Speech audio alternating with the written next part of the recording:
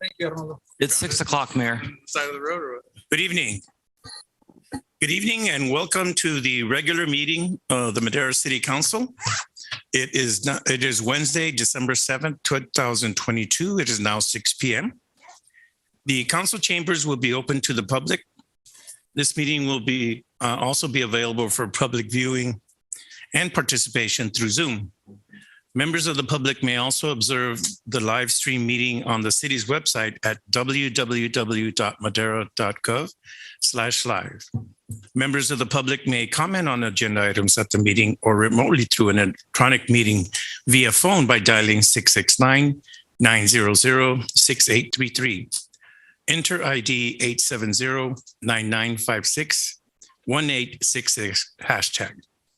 Comments will also be accepted via email at citycouncilpubliccomment@madera.gov or by regular mail at 205 West 4th Street, Madera, California, 93637. This meeting will now be called to order. Alicia, would you call the roll, please? Mayor Garcia, Here. Mayor Pro Tem Evans, here. Councilmember Gallegos, Here. Councilmember Rodriguez, Here. Councilmember Montes, Here. Councilmember Mejia, Here. and Councilmember Villegas. I'm here. Thank you very much, Alicia. Would you all please rise for the invocation led by Reverend Sammy Neely III from Mount Zion Missionary Baptist Church? May we bow our heads. Dear Heavenly Father, I come to thank you, Lord, for bringing us together. I thank you, Lord, for our leaders that we have on the city council. I thank you, Lord, for the board. Lord, I thank you, Lord, for everything that you have done for us, Lord. And I ask you that you give them strength to be able to do their job effectively, Lord, and be able to lead this city, whether we're going through good times or bad times, Lord, that you will be behind them, be their guiding light, be their guiding hand, Lord. I thank you once again. In Jesus' name I pray. Amen. Amen. Amen. Thank you very much for that. Would you all please remain standing for the Pledge of Allegiance led by Chief Watson? Pledge allegiance to the flag of the United States of America and to the republic for which it stands, one nation, under God, indivisible, with liberty and justice for all.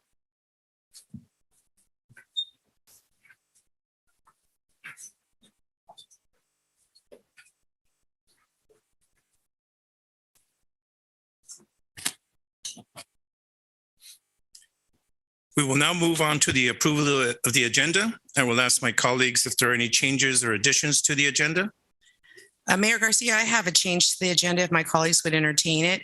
I would ask that we take a recess break after the oath of office and the assignment to the new mayor pro tem, because we have 3 council members that ran unopposed. Yay, and are now being sworn in and saved this city $160,000 by not putting our names on the ballot and running unopposed. So I would like to motion that. Second that. Before you second that, would you want to put a time limit? A 20-minute recess. 20 minutes? Okay. Is there any public comment on this item? I'll bring it back to council for vote. There was a motion and a second. So Yes. Mhm. It's part of approval of the agenda Yes. with that amendment. Mhm. Thank Okay, so we don't need to vote on this separately. No, Yeah. just one Two. motion. Oh. One motion, approve the agenda as amended. Okay. Then we will approve the motion for the agenda to approve of the agenda. Alicia, would you call the roll, please? Councilmember Gallegos, Yes. Councilmember Rodriguez, Yes. Councilmember Montes, Yes. Mayor Pro Tem Evans, Yes. Councilmember Mejia, Councilmember Villegas, Yes. and Mayor Garcia. Yes. Motion passes unanimously. Thank you very much for that. We will now move on to item 1, City Council oaths of office and an annual reorganization. I believe, Lisa, you have this item? Thank you, Mayor. The City Council called a consolidated general municipal election on November 8th, 2022 for the purpose of electing council members to Districts 1, 3, and 5. The period for nominating candidates closed on Friday, August 12th, 2022, with only one candidate each being nominated to Council Districts 1, 3, and 5. On August 24th, 2022, Council adopted resolution number 22-140, canceling the city's November 8th, 2022 general municipal election and appointing the following council members to office for a term of 4 years and to serve exactly as if elected. Cecilia C.C. Gallegos for District 1, Steve Montes for District 3, and Elsa Mejia for District 5. At this time, Mayor, I will turn it over to you.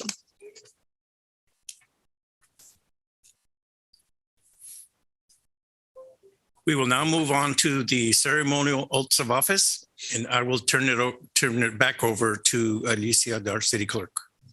Thank you, Mayor. We will begin with Councilwoman C.C. Gallegos, and I would like to ask her to also introduce her guest that will be administering the oath this evening.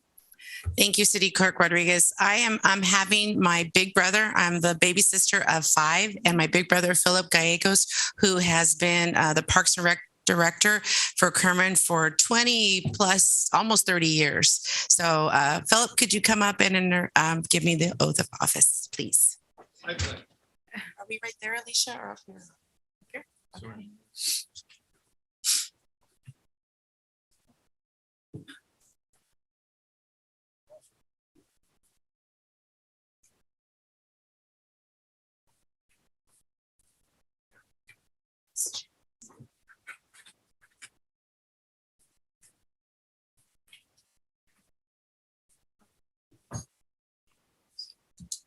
They can hear me. I can speak loud. Okay. Please raise your right hand. You've already got that done, Cece, way ahead of me, as usual. Say I and your name, and then repeat the oath after me. I, Cece Gallegos, I, C.C. Gallegos, do solemnly swear that I will support and defend the Constitution of the United States I solemnly swear that I will support the Constitution of the United States and the Constitution of the State of California against all enemies, and this, go ahead. foreign and domestic. A little, cut it in half, a lot to take in. Okay. And the Constitution of California And the Constitution of California against all enemies, foreign and domestic, all enemies, against all Foreign enemies, and domestic. That I will bear true faith and allegiance I will bear true faith and allegiance to the Constitution of the United States to the Constitution of the United States and the Constitution of the State of California. and the Constitution of the State of California. That I will take this obligation freely I take this obligation freely without any mental reservation or purpose of evasion. without any mental Reservation. and purpose of evasion. And that I will well and faithfully discharge the duties upon which I am about to enter. And I will Well well and faithfully discharge discharge the duties upon which I am about to enter. the duties I'm about to enter. Yes. Congratulations.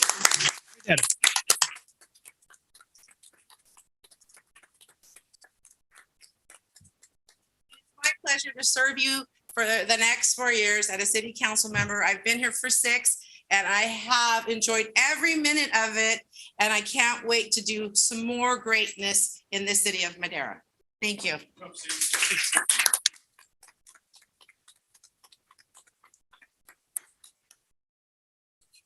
Thanks, you.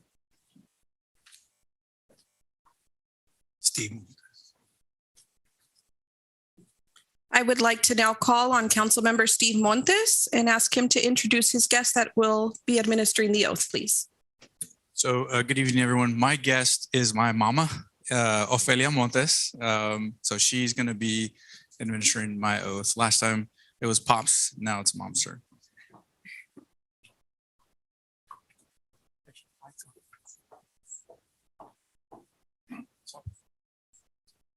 Hello.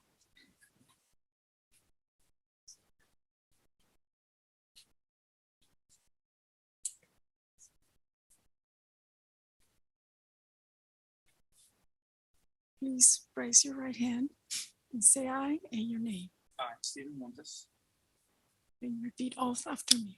Turn the mic up. Mic.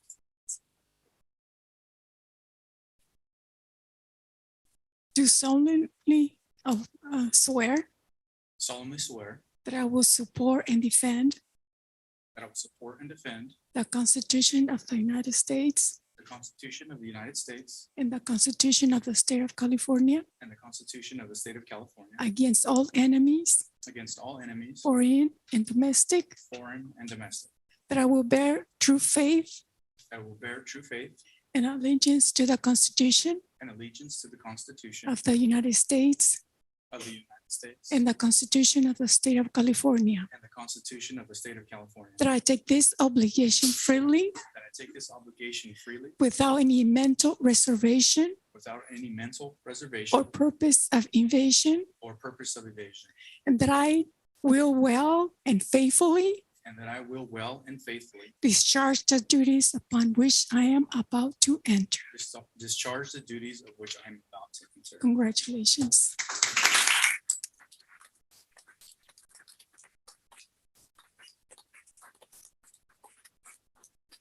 Thank you, everybody. Thank you for everybody who supported, encouraged, and helped me get to where I am. There's a lot of supporters out there, but first and foremost is my family. Thank you for my mom and dad for always being so loving and supporting. My family, my beautiful wife that puts up with me and encourages me as well. And I'm going to continue to work for the community, which I have said I was going to do.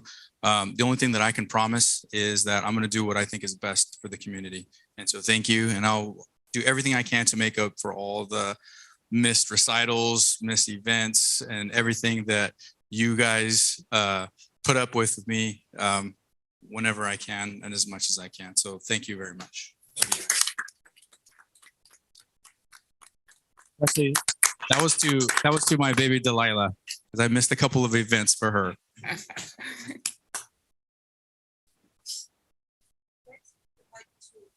Next, we would like to call on Councilwoman Elsa Mejia and ask her to also introduce her guest that will be administering the oath.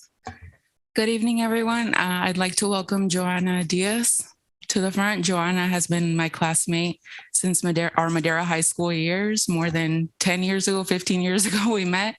As many of you know, she's also a longtime community advocate, and I'm very proud to be Joanna's friend.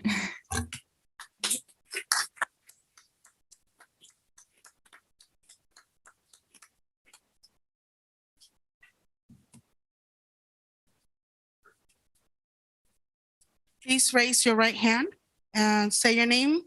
Say aye on your name. Do solemnly swear that I will support and defend the Constitution of the United States and the Constitution of the State of California against all enemies, foreign and domestic. That I will bear true faith and allegiance to the Constitution of the United States and the Constitution of the State of California. That I take this obligation freely without any mental reservation or purpose of evasion. And that I will well and faithfully discharge the duties upon which I am about to enter. Congratulations.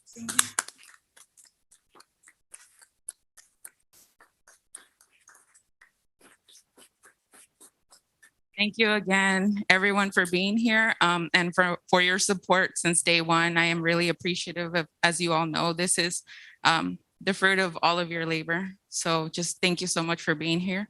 Muchas gracias a todos.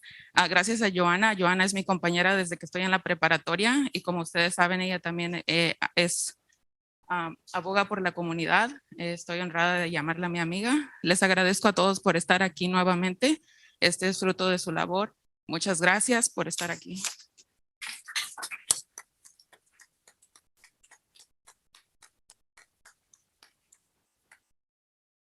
Can we take a picture with the newly elected?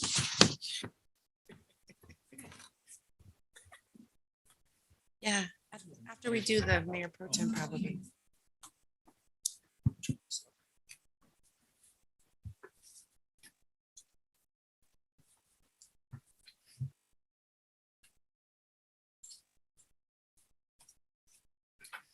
We will now move forward with the next agenda item, section of selection of mayor pro tem. The selection process for mayor pro tem is outlined in resolution 12-210. Priority is given to council members who have not served as mayor pro tem. Councilmember Mejia has not yet served as mayor pro tem. Therefore, this qualifies her to serve. Do we have any members of the public willing to speak on this item? Hearing none. I will now close public comment on this item, and I will bring it back for discussion from my colleagues. Is there a motion from my colleagues? I so move to approve appointing Mayor Pro Tem Mejia. I second that. Motion and a second to approve Mayor Pro Tem Mejia by Councilwoman Gallegos, second by Councilmember Rodriguez. All those in favor say aye. Aye. Any opposed? Do we need to call a roll for that item? Everybody's here. Yeah, that's what I figured. We will now move on. Should we take that break now? Yeah. So we will call a 20-minute recess. The time is 6:15 and we'll convene in 20 minutes. So join us for cake Punch and cookies. and that Cake, stuff is out there in the coffee, lobby, and right? hot cocoa. Okay, it's out in the lobby. Así que si quieren juntarse con nosotros, vamos a ir a agarrar un poquito de pastel y para todos ustedes va a haber café también. Así que si pueden salir para afuera, vamos a ir ahí. Thank you. Alicia, can we get a picture of the whole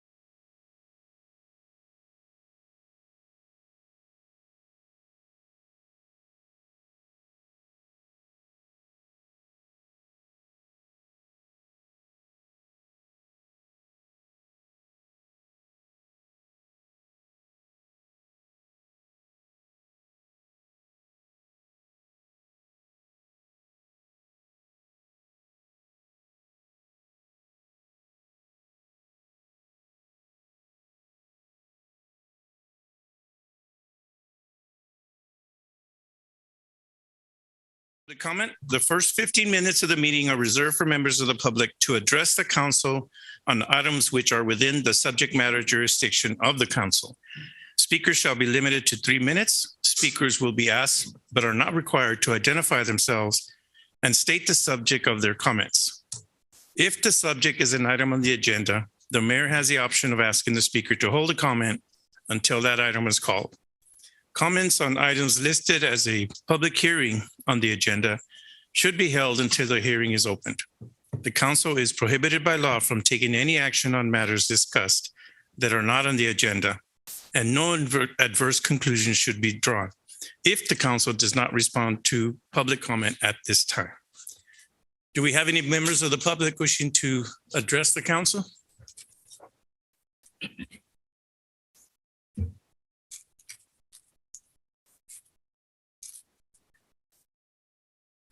Hello, good evening. I'm good on this end. Good evening. Yeah. Yeah. Good evening, council members and citizens of Madera City. I want to thank you all for your time and attention. My name is Brandon Robichaud, also known as Roby, and currently I'm representing myself and my family. About a month ago, I came to a council meeting and introduced myself to the community. It was my first time in a long time presenting myself in a public speaking capacity. And I used my association with the VFW and the American Legion and approval from a commander to represent the organizations and ask for assistance and support. I come to you now, not as a representative of these organizations, but as a new citizen of Madera City and Madera County. I first must have the personal courage to say to you all, I have PTSD.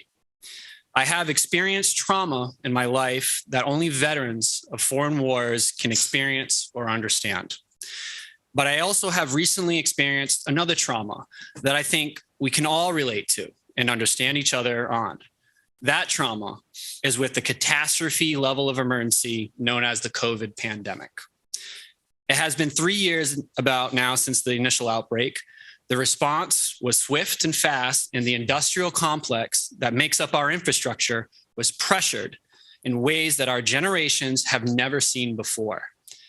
I can safely say to you all, as a human being, in my experiences and knowledge within emergency management, there is no going back to what things were. We are now needing to establish a quote unquote new normal within our society. The response phase of the catastrophe is coming to an end, and we must move on to the next and final phase, which is recovery. The time frame for recovery on a catastrophe level event isn't in weeks or months, it's in years, because it will take years after the event to establish a new normal and to build back the resiliency that is needed within the community to help mitigate the next emergency. It is with my humble and professional recommendation to the City Council to consider passing a motion to establish a committee with the focus of implementing a long-term recovery strategy for the City of Madera and its citizens. With this direction and focus, I believe that we as a community can then establish a new normal and build a stronger resiliency and be prepared for the next emergency. It would be my honor to be a member of this proposed committee as a start of leaving a long legacy of selfless service to the community of Madera. Will the City Council take my recommendation on establishing a committee into consideration? Respectfully yours in service, Roby. Does the council have any questions? We cannot make public comment. Okay. Make comments on any issue on public comment. Okay. I'm sorry, Daisy. No, that's perfectly all right. Thank you for hearing me out. I'm sure someone will take that into consideration. Thank you. Thank you. Thank you. Is there any further public comment? Is there any written public comment, Alicia? We have none, Mayor. And anybody on Zoom, Mark? And no one on Zoom. Thank you very much. I will now close public comment. There are no written communications. We will now move on to item 1 is a recognition of Matt Watson. Mr. Watson, Chief, would you step up to the podium, please?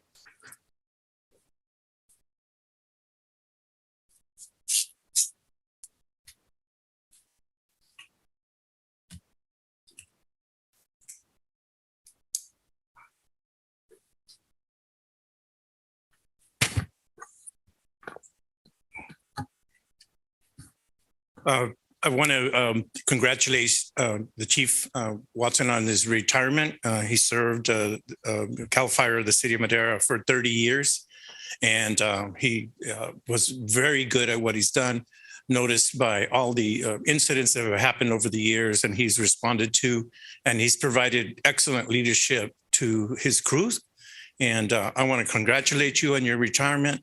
I hope you have a long, fruitful retirement. And I want to present you with this plaque to show the city council and the residents of the city of Madera our appreciation for your years of service.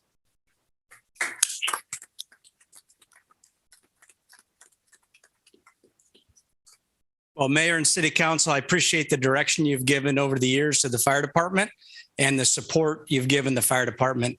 I'd most likely like to thank the citizens of Madera for passing Measure K. It was a pleasure working on that committee and helping raise funds to get that and educate the public. That's one of the biggest things in my career that I feel is a great accomplishment. We've done a lot with Arnaldo and his direction, and I just appreciate everyone's efforts and support, and thank you to the community. I've been in Madera for 10 years and finishing out a 30-year career with CAL FIRE, and I love this community. I joined a service organization here. I love it so much. I'll continue to serve the citizens of Madera through that organization, the Lions Club, and thank you all very much.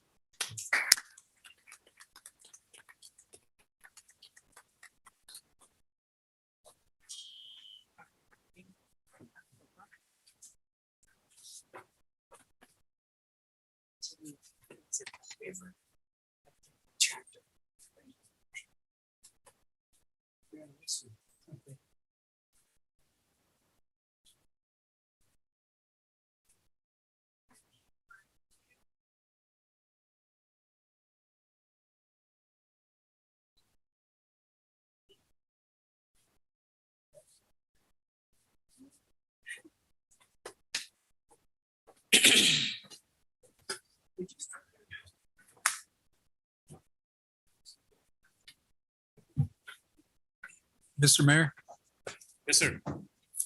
if you would allow us maybe some Absolutely. comments here. Absolutely, sir. Chief Watson? Do you mind continuing standing up there? I just want to recognize you once more for all the hard work and your commitment to this city. I know that you've done a lot of work that doesn't go unnoticed. And a lot of times, it's not something that's published out there, but you've done a lot of hard work. You've seen through Measure K. You've been through our Station 58. Really appreciate all your hard work. I got an opportunity to really get to know you a bit more. The camaraderie that exists between you and Chief Lawson, I'm sorry. And you guys have become very integral parts of our community. So I really just want to say thank you for all your hard work and thank you for all your time of service here in the community. Thank you very much.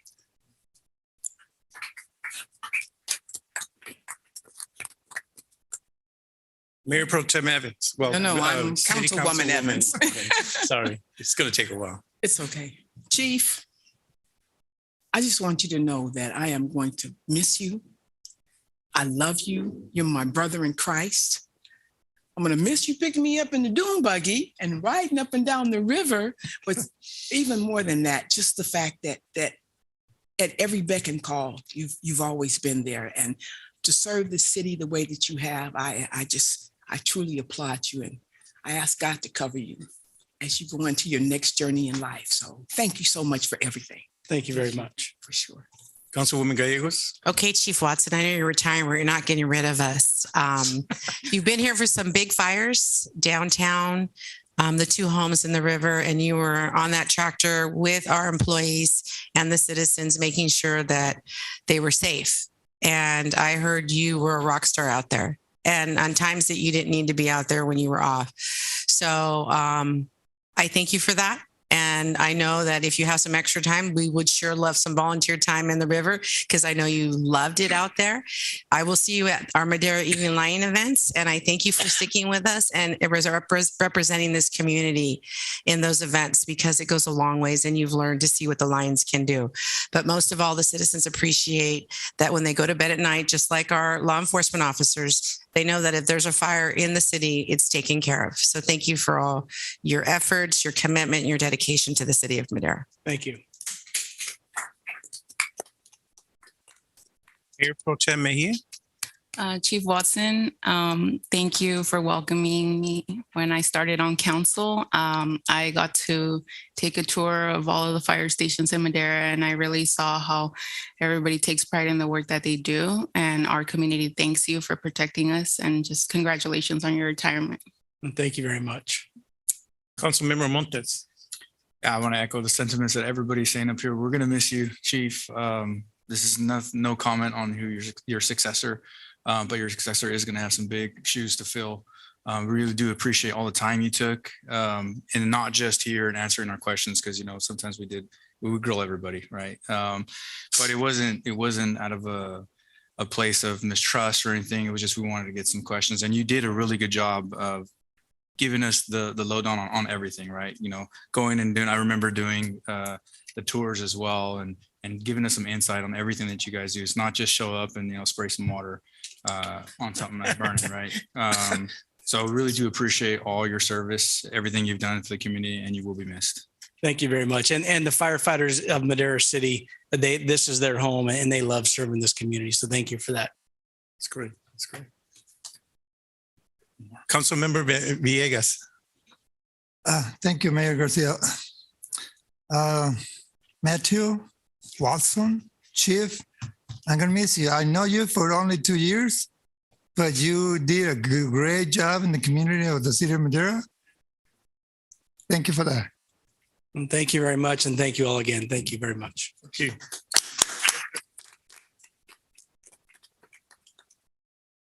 So just a couple of words for the chief and his team, and can publicly acknowledge all of the work that Chief's done since I got here 4 years ago.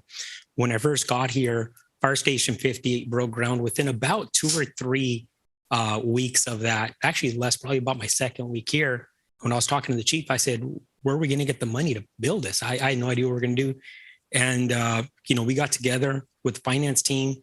We had some cash on hand. We got a bond for the rest of it. At that point, we sat down, Ken Chief Watson and I did. We really started taking a hard look at the organization and the department in terms of a fire engine replacement program. We didn't have one at the time. We established a fire engine replacement program. So what we did is we put money in the bank every single year. We started that 4 years ago. And through that program, we purchased another fire engine. That fire engine should be here January or February. Fire engines are extremely expensive. We purchased the side-by-side for the river bottom. So we did not have that prior to Chief Watson being here. Every time we had an incident down there, our guys had to walk the river. That was really bad. We have money in the account now for the fire engine replacement program. We purchased the house next to Station 56. And while I present a lot of these items, the ideas and the concepts aren't mine. They're Chief Watson's. So we have a long-term plan for Station 56. We repaved the parking lot at 56. That doesn't seem like much, but considering the city hadn't done a whole lot of anything for who knows how many decades out there, that's a big win for the guys. We built a gym at 56. We added a bathroom at 56. We've done all of that through the chief. At Station 57, we had a lot of concrete damage. We replaced that. We lifted one of the doors so truck 58 can fit there. Again, all through Chief Watson. We're adding a gym at Station 58. Again, all through Chief Watson. So we've continuously looked at how to improve the equipment we have. We're looking forward. We're looking at Station 56. And again, it's the little things. We have the needle drop-off station at 56, again, all through Chief Watson. So I just want to thank the chief.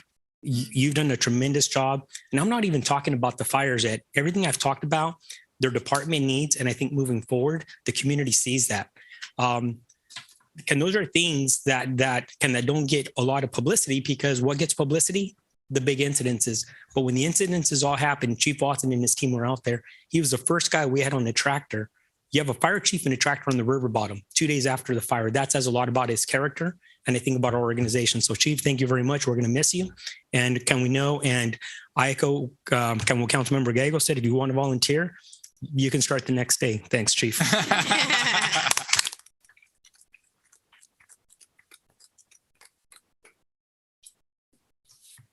Thank you very much and congratulations again on your retirement. We will now move on to item B, consent calendar. Matters listed under the consent calendar are considered routine and will be enacted by one motion and one vote. There will be no separate discussion of these items. If discussion is desired, a member of the public or a member of the council may request an item be removed from the consent calendar and it will be considered separately. Mayor, if I may, staff has requested that item B8 is withdrawn from the consent calendar. Thank you. Item B8 will be withdrawn. Do we have any members of the public wishing to speak on the consent calendar? B6. B6 rather, Mayor, my apologies. It's okay. It's all right. We're flexible. Just give us a heart attack. That's it. B6. Do we have any written comments from members of the public? Seeing none, hearing none, nothing, Mark, from the Zoom? Thank you. No one on Zoom. Thank you very much, sir. I will now close public comment on this item. I will ask for discussions or a motion from my colleagues. Mayor, move to approve the consent calendar, removing item B6. Second. Motion to approve the consent calendar, removing item B6. All in favor, say aye. Aye. Aye. Any opposed? The ayes have it. This motion passes. We will now move on to item D, petitions, bids, resolutions, ordinances, and agreements. This is item D1, third amendment to the city clerk at will employment agreement. Wendy, I believe you have this item. I do. Good evening, Mayor and council members. Just confirming you can see the presentation? Yes. Okay. All right. So this item is regarding a third amendment potentially to the city clerk employment agreement. The proposed modifications to the agreement, the first modification is award of a merit step increase due to satisfactory performance. The range you see here is the assigned range on the City of Madera salary schedule, and it would move the city clerk from step C to step D based on the performance evaluations performed by the City Council. In addition to the merit step increase, the proposed modifications provide for compensation and benefit items that were recently approved for represented employees of the city as well as at-will department heads. A main component of that is 2% cost of living adjustments in this December, June of 23, December 23, June of 24, December 24. These dates coincide to the starts of pay periods and are the same dates that were offered to other employees. In addition to the COLAs, the amendment would include a $1,500 lump sum, the first paycheck of July 2023 and 2024. And then the last piece is the holiday closure between Christmas Day and New Year's Day for 2022, 2023, and 2024. So the next steps, there is a required announcement by the mayor per the government code that will need to be read. And I apologize, but it's pretty much going to be a carbon copy of what I just presented. And then if council desires to effect the changes once that announcement has been made, adoption of the resolution approving the amendment would be the necessary action. That concludes my presentation. Thank you very much, Wendy. I will now read the following announcement prior to taking any comments. Pursuant to Government Code 54953, item C, number 3, prior to taking action on the item, the council must publicly announce a summary of the action being considered. If approved, the proposed amendment to the city clerk's employment agreement will modify the existing agreement as follows.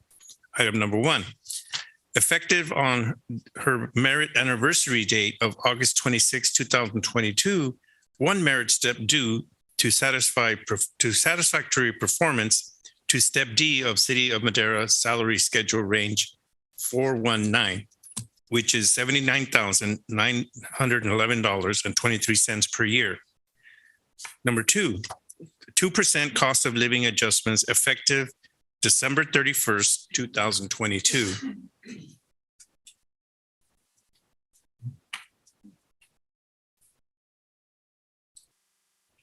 Another cost of living will be granted on 6/17/2023, on December 30th, 2023, June 15th, 2024, and December 28th, 2024. There will be an additional lump sum payment of $1,500, the first paycheck of July 2023 and July 2024. In addition, there will be a holiday closure, which has been granted to all the other city employees between Christmas Day and New Year's Day, 2022, 2023, and 2024. Alicia, do we have any members of the public wishing to speak on this item? We have no written public comment, Mayor. And no one on Zoom. No one on Zoom? Anyone in the audience wishing to speak on this item? Therefore, I will now close public comment and I'll bring it back to council for discussion and or a motion. I so move to approve D1 as presented. Second. Motion to approve item D1 by Councilwoman Gallegos, second by Councilmember Montes. All those in favor say aye. Aye. Any opposed? The ayes have it. Motion passes. We will now move on to item D2, award of agreement to professional recruiting services and approval of a budget amendment to pay for 2 recruitments. Wendy, I also believe you have this item and we can see it on the screen. All right, yes. So upon authorization from the City Council this past September, RFP 2022-23-07 was published seeking professional recruiting services related to recruitment of at-will department head positions. The city did receive 8 proposals, and after review and scoring by a committee from administration and human resources, CPS HR Consulting was the top-ranked proposal. Simply of note, CPS HR was also the lowest price proposer who met the requested scope of work. This is a professional services agreement, so lowest price isn't the sole basis of award, but it is nice to know that the top ranked proposal was also the lowest bid to provide the services. So staff is recommending award of agreement to CPS HR Consulting. The term of the agreement is 1 year and it may be extended by the city manager for 1 additional year. And the full scope recruitment for an at-will department head would be a flat fee of $24,500 each. That is the first part of the proposed action this evening. The second part is a budget amendment to conduct 2 recruitments. If the agreement is awarded, the total amendment would be $49,000. One would be to conduct a recruitment for Director of Financial Services, which has been vacant since August of 2021. We have tried 3 different recruitment cycles without success. And then we also are proposing to open a recruitment through the consultant for the Public Works Operations Director, which has been vacant of a full-time director since 2018. We have done 6 recruitment cycles internally without success. So the funding source for the budget amendment would be available general fund balance, and the funds would be appropriated in the HR contract and services line item. So the requested action is to approve the professional services agreement with CPS HR Consulting and then amend the budget by appropriating $49,000 from general fund available balance for the 2 recruitments. I can answer any questions if council has any. Thank you very much, Wendy. Alicia, do we have any members of the public wishing to speak on this item? No written public comment, Mayor. And no one on Zoom. No one on Zoom. Any members of the public here present wishing to speak on this item? Seeing none, we will now close public comment and I'll bring it back to my colleagues for a motion and or discussion.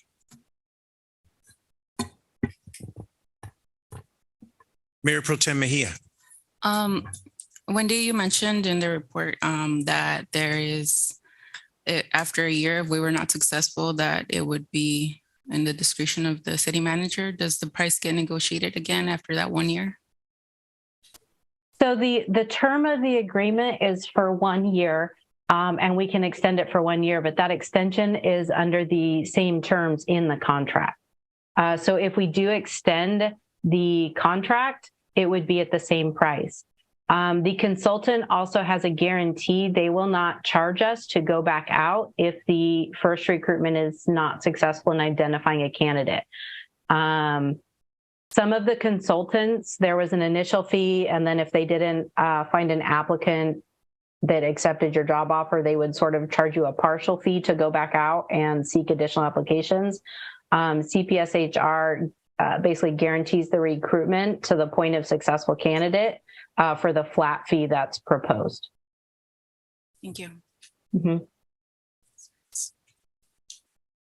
Seeing no further comment, I'll bring it back to council for a motion. Mayor, move to approve item D2 as presented. Second. Motion to approve item D2 by Councilmember Montes, seconded by Councilwoman Gallegos. All those in favor say aye. Aye. Aye. Any opposed? Motion passes. Thank you, Wendy, for that report. We will now move on to item D3, initiation of a text amendment to the zoning regulations of the Madera Municipal Code to include standards and provisions relating to the quality, quantity, and design of landscaping and park strips within residential zones. Mr. Tackett, I believe you have this item. Yes, I do. Thank you, Mayor. Mayor Pro Tem Mejia, council members. This item was placed on your agenda in response to a request made by the council on November 2nd to bring an item forward looking at the composition, quality, quantity, and design of front yard landscaping. This followed our workshop on rolled and wedge curb standards. The provisions of the municipal code require an amendment to the text of the zoning regulations to initiated by resolution. Therefore, staff is bringing forth the resolution attached to your report this evening for adoption. Assuming adoption, staff will prepare recommendations and an amendment to the text, present that to the Planning Commission for a recommendation to council, and then return to council with those recommendations for your consideration. This concludes my summary presentation, and I'm available to field questions. Thank you. Do we have any written comments on this item, Alicia? We do not, Mayor. And no one on Zoom. No one on Zoom. I will now close public comment and I'll bring it back to council for discussion.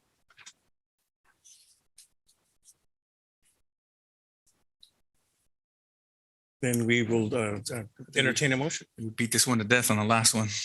I move to approve, what was that, item D3? Second.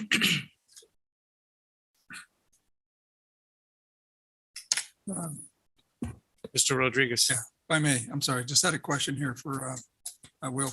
So Will, and maybe Hilda, whenever we're going to initiate any conversation with respects to the current zoning or ordinance, it requires that we bring this back and we have to approve to initiate some type of conversation or direction. Is that what I'm hearing? Your code has various ways for the initiation of what are called text amendments, and this is one way. Sometimes staff does it on its own initiative. For example, if there's new state laws that require changes, staff will do it on its own initiative. This is more of a policy oriented type of direction, and that's why it's being brought to you.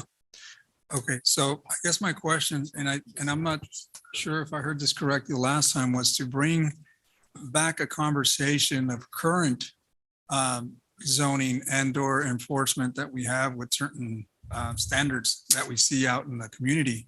So isn't that something that we already have written in code or in zone, or when it comes to the standards of like the discussion we had last time with respects to landscaping or anything like that? Was that not? There are current restrictions and regulations and requirements in place already. I think the understanding was that you wanted to amend those. If you wish to precede the initiation of a zoning amendment with further discussion of what the current rules provide, you can also do that. Yeah. Okay. But I don't know that we had. So that was what I brought up during council reports after the workshop. If we can bring something that would change the code so that you cannot pave your front lawn. And so it's just right now what we're doing is saying we're intending to do that. Staff will take that take those standards that they believe are good, send it to the Plan Commission, then it'll come back for us to ultimately vote on. So there's nothing right now that's going to change other than this is what we want to do. But we did discuss that. It wasn't our last meeting. It was a couple meetings ago. So that's all that's happening now. So that was the intent of my council report at the time. Yeah, I guess my question is, don't we already have something that's written in code already that already does not allow for that? So can we do have some sections of can the discussion that's codified? Unfortunately, not everything is codified. For example, our code is not the clearest when it comes to how much a person can pave their front yard or the landscape strip. So the area between the curb and the sidewalk, there's typically a 4-foot landscape area. Our code is silent when it comes to some of these items. And so our code, going back to something Hilda said, the zoning ordinance of the city specifically states that only the city council or the planning commission can initiate a text amendment. There are other parts of the code that the city manager may initiate or staff. However, the zoning code is very specific. And so what we wanted to do is bring simply the initiation. And then at this point, city staff will start doing some research. We didn't want to do a lot of the research and bring it back to council without the initiation being in place, because then a community member could or state that and the city staff did not have direction from council. So this is simply providing staff with direction, only because the zoning code specifically states it can only be done by the planning commission or the city council. And that's the only reason why we're here. I guess my question again is, does staff know that there's something codified already? There are sections that are codified, but not all of it. Okay. And some of the parts that are codified are probably not the clearest for the community. And I think we can do a better job to better articulate some of those rules. And hence why. If I may respond to that, Councilmember Rodriguez. So the residential zones include standards which define yard areas, what required setbacks are. It includes provisions which stipulate what open space is required based upon the number of units.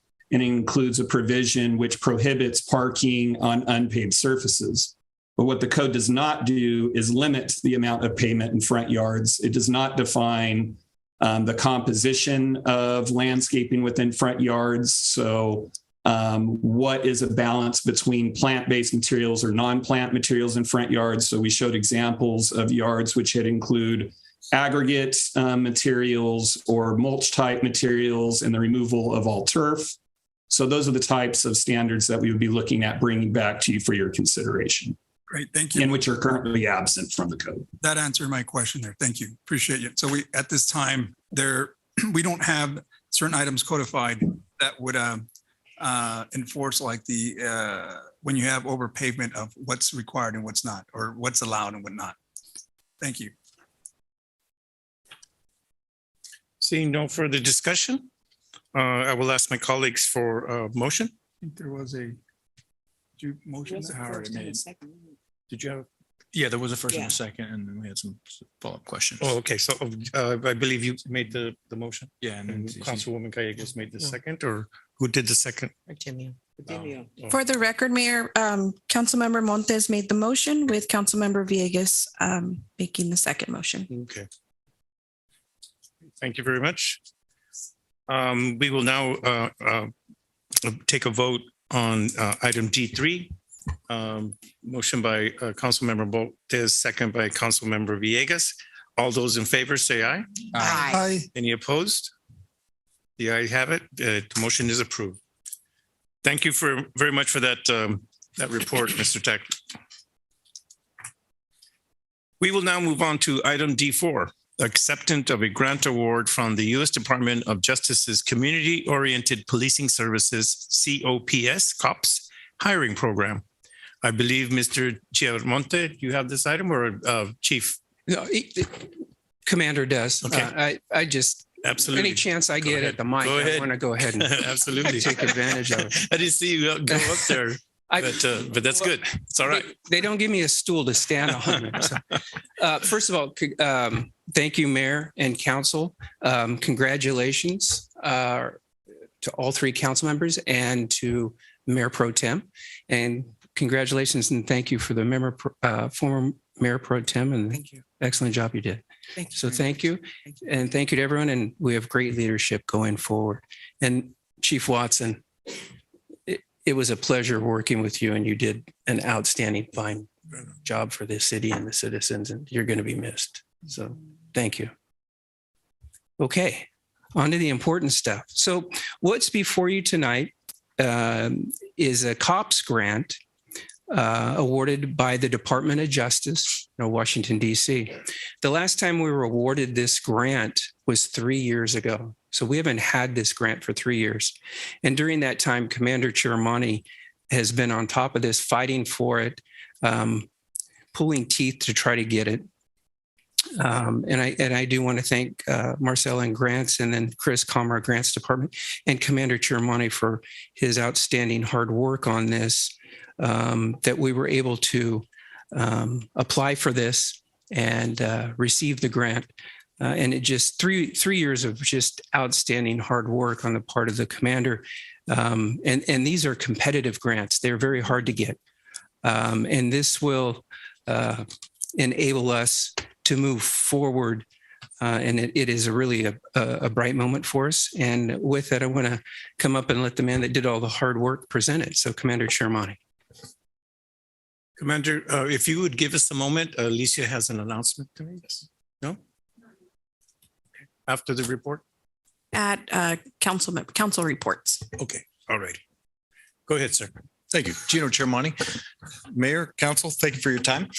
Again, as Chief stated, we're going to be presenting our 2022 COPS Hiring Program Award.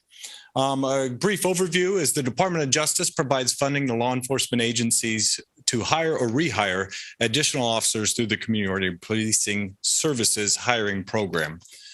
This fiscal year, 22-23 COPS program had $156 million in funding, and the city has been awarded $500,000 over a 3-year period.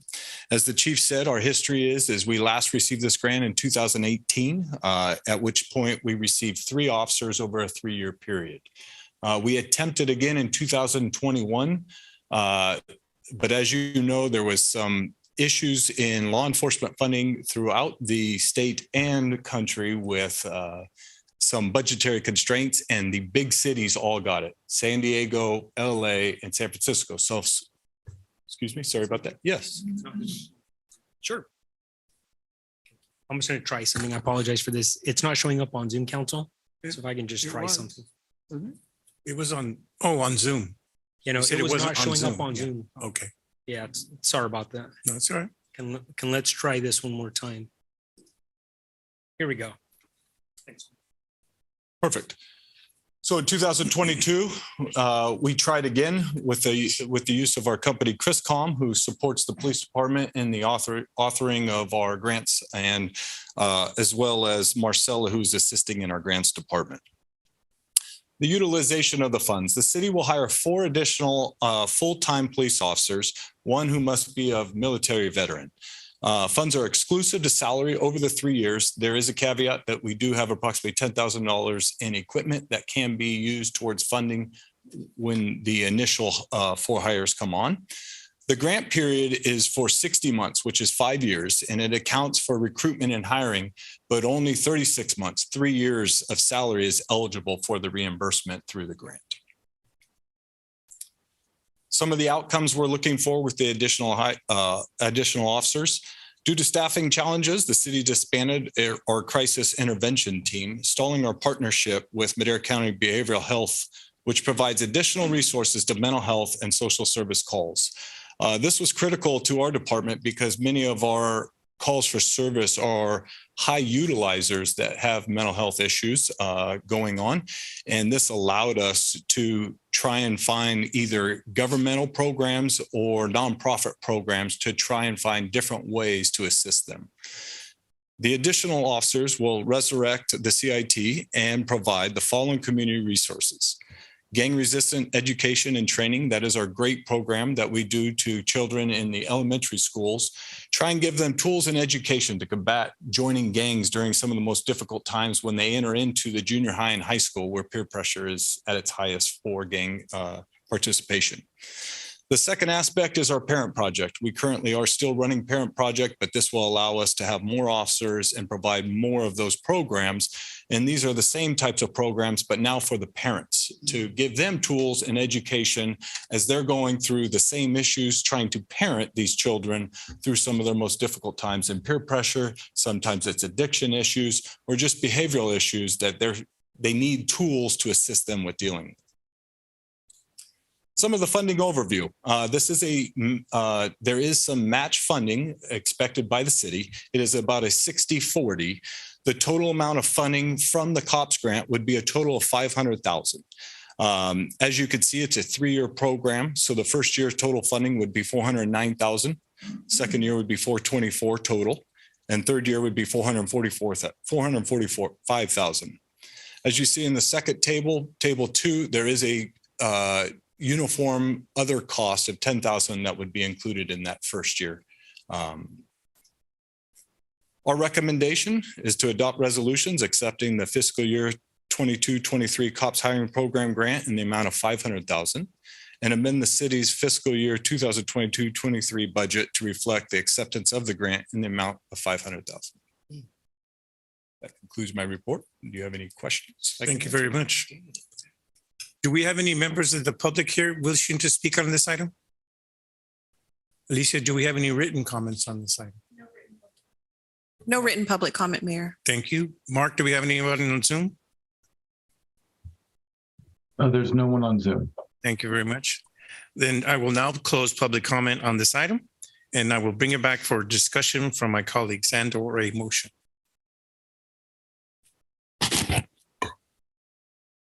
Oh, Yeah. yeah. Who was first? Jose. Okay. Councilmember Rodriguez. Thank you, Mayor. Commander Tremonti, thank you for the presentation. Do you mind taking us back to that slide where you had the chart that showed the first year, second year, and third year? Sure. So I know that there is a. Can you get it back on Zoom? I'll just explain it here. There is a contribution from the general fund. I'm assuming that's from either the general fund or Measure K, correct? Correct. It does come from general fund, but Measure K is included in that funding source. And this is a 5-year grant that allows, it starts from what I've seen in the first charts. I think it starts decreasing as the years go by. Or I'm sorry, it starts increasing. But the subsidy or the amount that's got to be matched by the general fund increases. So after the grant is over, I'm assuming that the general fund has to absorb that, correct? Correct. The goal of the grant is to provide a funding source to get you through the first 3 years. After that, it does rely solely on general fund or Measure K out of that. Okay. So we're looking at possibly, I mean, what would be the total cost to absorb these 4 full-time? And the reason why I'm asking is what does PD plan moving forward after the funding period is over from the grants? Are we looking at closer to $1 million just based on the subsidies that we're doing here, not the subsidies, but the matching that we're doing? Seems like it's close to $600,000 a year, maybe a bit more, 650. But by the time that the third year ends or the grant is over, you're looking closer to $800,000. Where do we plan on absorbing that amount? Sure. Is that coming through Measure K? So that is part of the expectation. And I just want to clarify a little bit. You start talking about numbers and you're getting into the 600,000s. What you see below, or in the chart, I'm sorry, it's below on my screen. It's going to be about 450,000 for the 4 officers total in that year, not the 600,000. But there is also the ability through attrition that if we cannot sustain that, the goal is to sustain that and be able to capture that within the general fund. But through attrition, if there is a need, that there is no expectation to hold this on for life. Yeah, and that's basically my question. Whenever there's any funding for any additional personnel, then that funding is attached to that personnel. But as soon as that is gone, then something needs to absorb it. And correct. Do we have the capacity to do that? And that's kind of what I'm looking out for. in the years to go. And I think you've addressed it, that Measure K should have the ability to absorb that without really affecting the general fund. There is a fund balance that can cover that. And depending on the expenditures over the next 3 years and the needs of the city, that should be able to capture it at this time. And I just want to say, anytime we have more officers on the ground, it's better service for our community. So it's always great. I think for me, it's just to make sure that we're able to sustain that service. And I think over the last couple of months, we were seeing that there was a lot of vacancies due to just a shifting of folks wanting to get in a better area because of pay. So we want to make sure we're able to absorb that when the future comes and we can sustain that. So that was my only my question there. So thank you. I appreciate the question. Thank you, Commander. Appreciate the presentation. Councilwoman Gallegos. Thank you, Mayor Garcia. I'm just going to chime in before I make my comments from Councilman Rodriguez. Part of that funding source can come from CFDs, correct? Because I remember when we do CFDs, it's for law enforcement and fire. Is that correct? It must come from general fund dollars. Yeah. Yes. So we have that stream of revenue there also. Thank you, Commander Chairmani, for really pushing and striving to get this through after all these years of not getting it. It only helps us strengthen our law enforcement officers. So this is major money and our citizens are going to benefit from it. And I thank you for persistence and all those that were involved on Maricella's team, the grants team, and staff that was a part of this. Yes, thank you. Seeing no more comments, I will ask my colleagues for a motion. I motion to approve D4 as presented. Second. Motion by Councilwoman Gallegos, second by Councilmember Villegas to approve item D4. All those in favor say aye. Aye. Aye. Any opposed? Motion passes. Congratulations, John. For sure.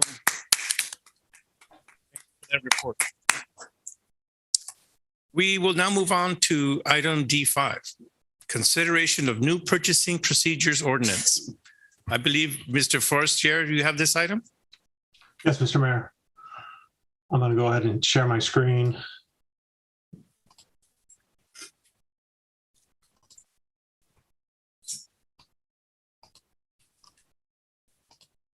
All right, does everybody see the presentation? Yes, sir. Thank you. Thank you, Mr. Mayor. Thank you, council members. Tonight, we're going to, this report is regarding the consideration of a new purchasing procedure ordinance and adoption of the Uniform Public Construction Cost Accounting Act. As an overview, the city has purchasing regulations that were last comprehensively updated in 1993, over 30 years ago, or almost 30 years ago. Given the lapse of time, it is appropriate to update the regulations consistent with contemporary purchasing practices. This item applies to purchasing of goods, cars, lawnmowers, paper, etc., professional services, engineering and HR consulting, and public works projects for playground, streets, water, sewer that are done by the Public Works Department. All right, the current purchasing regulations are stated anything less than $2,500, an employee may purchase the item.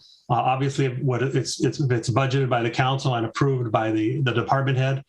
Anything from $2,500 to $50,000 requires 3 informal bids, obviously budgeted by council and approved by the department head. And then anything more than $50,000 has to be 3 written quotes, price quotes from 3 vendors through the RFP process. And that item is brought forward to be approved by the city council. So the draft ordinance, the staff would be able to purchase items up to $6,000. For items between $6,000 and $15,000, the staff would need to obtain 3 informal quotes from vendors with the lowest quote in writing. For items between $15,000 and $60,000, staff would need to obtain 3 written quotes from vendors based on written specifications. And items over $60,000 would require city council action. And the language included precludes the breaking up of purchases from vendors. We've always had that in there where you couldn't split bid or split invoice any purchases from a single vendor to keep people from bypassing the ordinance changes or even the ordinances. Here's a comparison of what's going on as of today and then what's proposed. So we're changing from less than 2,500 to less than 6,000, where the employee may purchase the item. Again, it needs to be through approval of the department head, and also has to be budgeted. And the reason for that increase is obviously the cost of items over the last 30 years have increased. And so it gives a little bit more flexibility on purchasing and not having to go through such a formal process for small item purchases. We're changing the level from 2,500 to 50,000 to 6,000 to 15,000, where it requires 3 informal quotes in writing for the winning quote. And then we're adding a layer of 15,000 to 60,000, where it requires a purchase order, written specifications, and at least 3 quotes in writing. And then anything more than 60,000 from 50,000, we're increasing it to 60. Need to have written price quotes from 3 vendors through the RFP process, and the item is presented to the city council. Again, all of these will require approvals and have to be budgeted. The public works projects, we're trying to adopt the Uniform Public Construction Cost Accounting Act for those projects. That act was enacted in 1983 to help promote uniformity of cost accounting standards and bidding procedures on construction work in California. It's a voluntary program that is authorized by the Public Contract Code and is available to all public entities, but it applies only to those public agencies that have adopted it through their governing boards. That's the reason we're bringing it here tonight.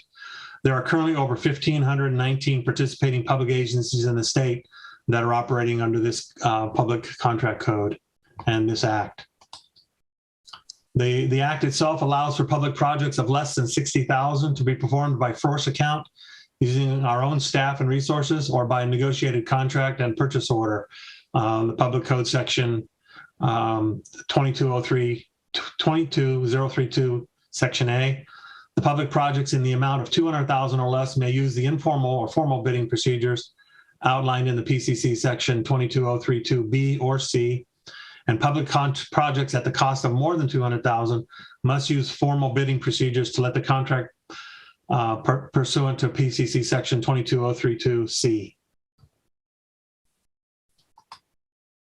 So the benefits increases the force account limit to allow for more public projects to be eligible to completed by city staff and resources, speeds up the award process and expedites project delivery, allows more flexibility of projects under a certain dollar amount, reduces the time, effort, and expense associated with bidding projects under 200,000, attracts more small local contractors to compete for the city's construction projects, and provides simplified administration for those projects.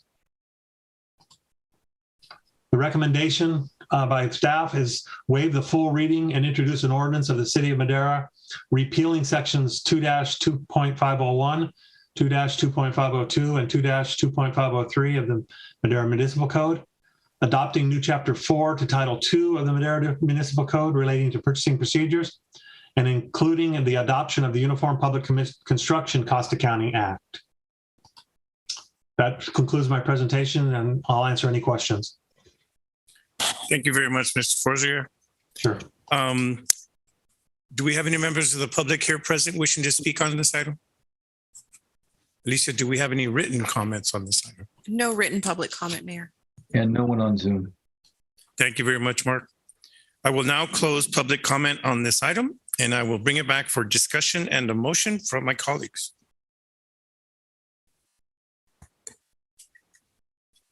Councilwoman Gallegos. Thank you, Mayor Garcia. I just like to thank staff. I have talked to several of our employees that say even a set of tires is not been able to be purchased because of the limit. So I'm sure that will help a lot of our different departments stream a little bit faster through the things that are needed in every department. So thank you for that.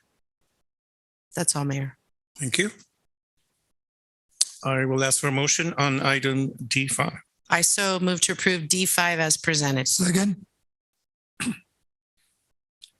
Motion to approve item D5 by Councilwoman Gallegos, second by Councilmember Villegas. All those in favor say aye.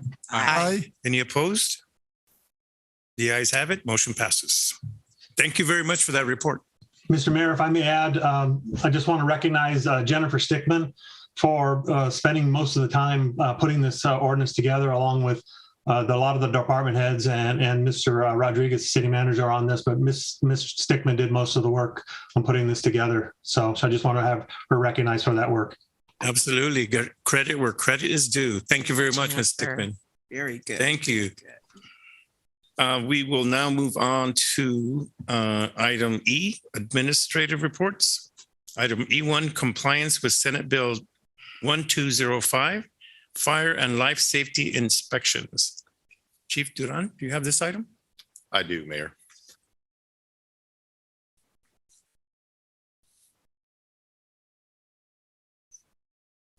Okay. Good evening, Council. Thank you for the opportunity to speak on this. So the people on Zoom can see it.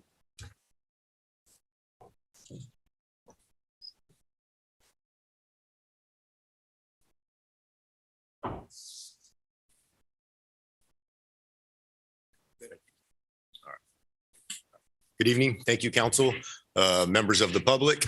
My name is Ralph Duran. I'm the newly hired battalion chief. I was hired in October with the council's guidance. And today I'm going to be speaking on the fire and life safety inspection program and kind of giving you an update since I've been brought on of where we stand, what our plan is moving forward, and how we're going to get there. So Senate Bill 1205, as we said, is a fire and life safety inspection program. And what it is it was a bill introduced by Senator Hill in 2018, which added a component to the health and safety code that requires mandatory inspections. And for those inspections from the fire department to be presented to the council to pass a resolution, and then that has to be reported to the state, validating compliance.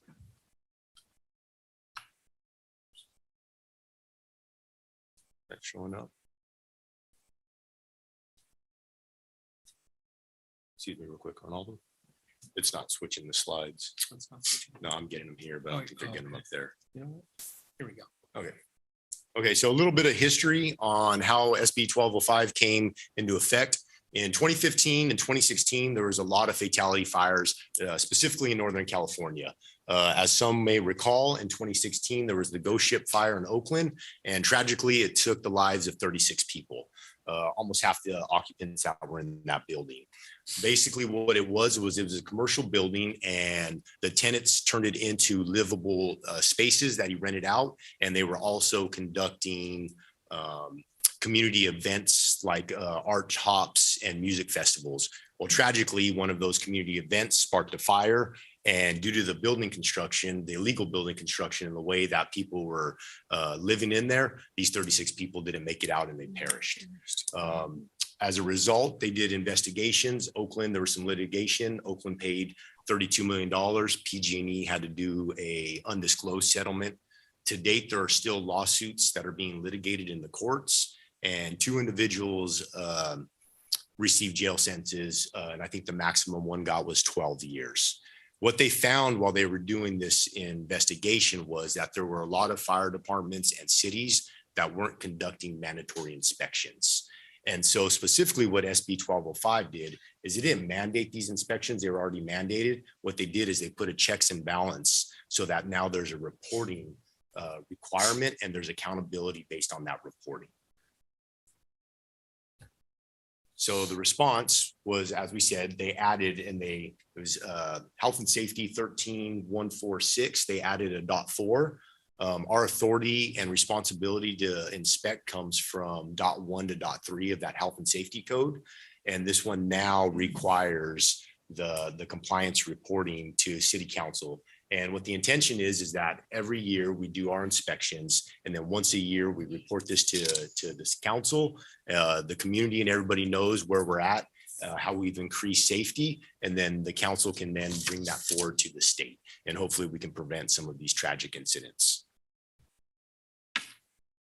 It also requires certain occupancies, and they've been designated as occupancy types R and E, which are residential and educational. And specifically what they're looking for is post-occupancy inspections. Currently, as the system is in place, And as is in Madera City, is when there's a new business, a proprietor will apply for a business license and they'll go through all the checks that they need from the planning department, the permits. They'll even go to the fire department and they'll get their initials signed off. But once that proprietor is in the business, there's very little oversight after the fact. And every 3 years, California updates their building and fire codes. And with that comes updated safety regulations. While there's nothing after the fact that since that person's been in business to ensure that people are staying up to date with those new regulations that are adopted every 3 years in this city. Currently, like I said, there's the pre-occupancy and there is some code enforcement if people complain, but neither one of those comply with the requirement of the post-occupancy inspections. There were post-occupancy inspections in Madera City, but those terminated in about 1993 because of budgetary concerns. And so now the plan is moving forward that we pick that back up and we become compliant. The required inspections. So as I spoke on, it requires that occupancy classes R and E, the residential and the educational. But with that, under the residential classes, there's a lot of subclasses. So this isn't going to be specific individual single family dwellings or two-story dwellings. What this really is going to hit is those high occupancy, high risk environments. So we're talking apartment complexes that have 3 or more units, where you have a large mass congregation of people and you have the risk of entrapments. With that, there's also all the hotels. We've identified 11 in Madera City, 294 apartment complexes. But with that, understand that those are just an individual business name. Business wise or address wise, there's well over 400 addresses, but some of these apartment complexes are so large, they have multiple addresses, multiple APNs. So this is just a small fraction of the actual amount of buildings we have to do. We've also identified that there's over 20 public schools. And what we're adding in here also is the daycare facilities. What it says is that any basically school age daycare facility that advertises themselves as a educational type facility can get inspected. But we feel that because of the sensitivity of small children, the expectation that parents and guardians have when they drop their children off somewhere that they're going to be safe, that we should just blanket all the daycares. And I think that's a reasonable expectation, and we're well within our rights to do that.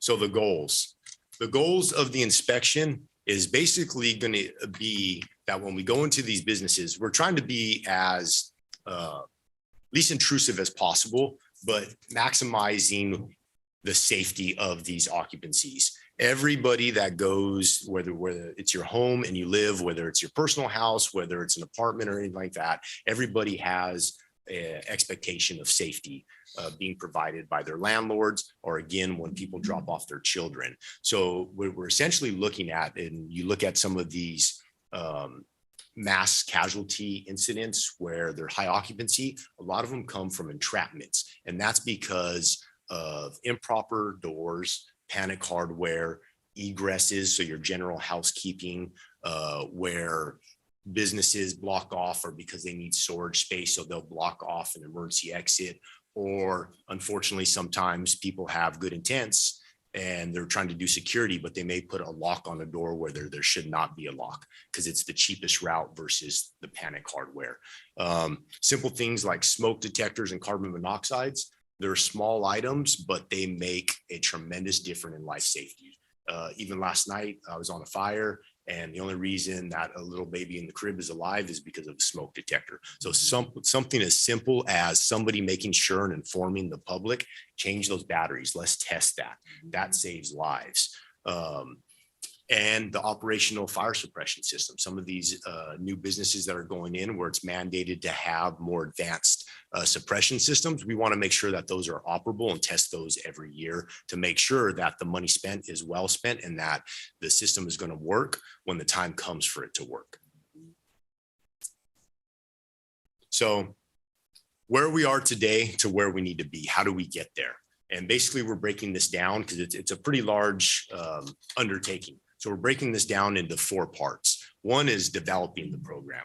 And that started with the council's guidance when they funded my position. And some of my bosses and seniors and my cohorts have been working before I got here. Since I've been here, my job has been to identify where we are in the city, the types of businesses we have, make introductions and work with different departments like the planning departments, IT departments, and kind of understanding what's unique about this city and how to implement a program that's best for this city.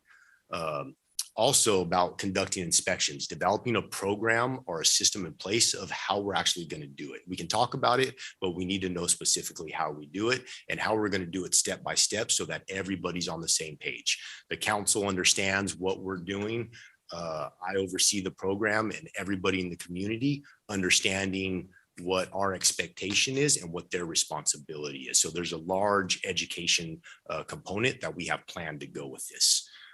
With that is once we conduct inspections, we have to understand and be confident that we're tracking these businesses on an annual basis, or when they vacate and somebody comes new, businesses that we've inspected, ones that we need to re-inspect, and how to stay up on that. But there's also going to be a fee portion and billing for the city. And so we need an accurate way that's painless and easy for the community to be able to pay that, and for the city to track its finances without increasing the workload on other departments and creating a larger burden. And so with that, I have here, as part of this, just to give you a little bit of an understanding of how that system is going to work, is my designator is Battalion Chief 50, the 2nd Battalion Chief. As I said, I have a partner Anthony Garcia, who is Battalion 51. He's headquartered at Station 58, the new one. My office is at Station 56 off of Lake Street. That was done strategically so that we have a chief on each end of the city to maximize response and to maximize our exposure to the public for that information around town. With that, my primary job will be the main supervisor of the program and ensuring that inspections are taking place as necessary, but to also deal with any issues that may require somebody of a senior leadership position in the department, to brief the council and to deal with the public. And in the adverse or rare event that we have a proprietor or somebody who is taking longer to come along, I can use the means necessary to kind of enforce those codes. So the plan in conducting the inspections is that I, as the supervisor, will hand out to the 3 fire stations. And currently, the way that it's designed and the city's being planned, you have more industrial on one side, you have more living spaces on the other. So it's a little bit of an improper balance. So it's my job to make sure that I align out the 3 stations in an even manner so that there's not an overwork load on one individual section and somebody's falling behind, so that we can progress throughout the city evenly and equally. The other thing with that is by having the engine companies do this, ideally what it does is it minimizes the need to hire additional personnel, since we already have these individuals on duty 24 hours a day and that we can utilize them. The other thing that this does by allowing the engine companies to do it is it maximizes their understanding of their first ins. We can easily drive by it anywhere in the city, and it's a building looks one way from the outside. You visit it in the daytime, you may not see the full layout of the land, but I assure you it's different when you're on your knees at night, crawling in it, or you're looking for people. And so this will give our firefighters an opportunity to get inside those buildings, understand the layout, where sensitive areas are, or where in the event that, somebody's trapped in there, where they're more likely to congregate. What it also allows us to do is to update our pre-plans so that when we have relief people working, they can easily bring that up and they can be just as competent on incidents that a regular personnel would be. One thing we need to understand is this first initial trial period here is going to be the most time consuming, because we don't have a program that's already up and running. we have to educate the public, and we have to be understanding that education comes with time. It's not something that the public or even the firefighters who aren't used to doing these inspections are going to pick up readily. It's going to be something that it's going to come with time. And as time progresses, the more inspections they do, the more proficient they'll be, and the more safe the community will be, because the members will have learned, and we'll have firefighters out there with them teaching the public. What we don't want this to be is for it to come down, and because there's an inspection fee, or there might be things that they have to purchase, that this is some type of punishment. So we're really cognizant of that. The software program, what we've decided is talks with other municipalities up and down the state, from the Bay Area all the way down to Southern California, and local municipalities, Fresno, Clovis. Being the information age nowadays, it is best to get a digital program that has these auto reminders. They automatically input in the laws when they're updated. So you always get the latest and the greatest of what is mandated. What they also do is they allow to have a digital billing system that integrates into city systems. And now all city departments can talk to each other. So if there's an outstanding fee on the fire side, the planning department or the business department, they know, and they won't improperly issue a permit when there's an outstanding issue. So what it does is it gives full open transparency among all departments, so that we're all on the same page, and it minimizes that miscommunication.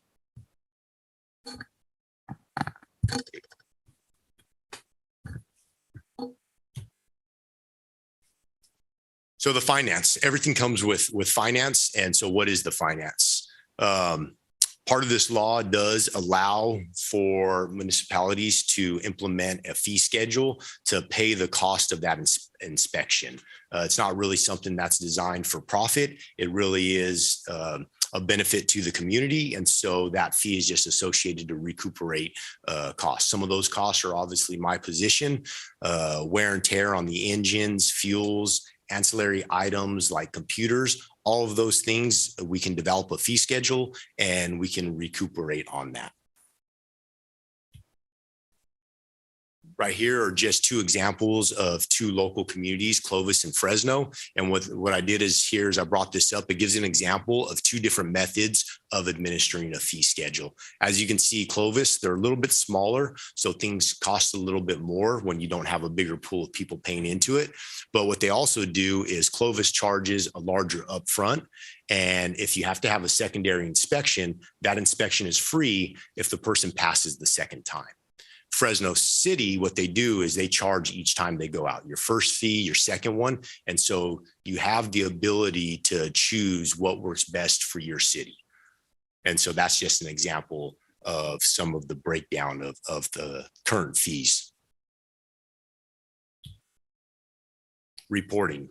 The reporting is basically probably the easiest portion of it. All the legwork is done throughout the year, and with a system in place, it's something easily where I can say, hey, we have X amount of, like, we identified 294, we did 250. And then we can come to a council and I can tell you, hey, 20 of 20 schools, 11 of 11 hotels, motels, 200 of 294.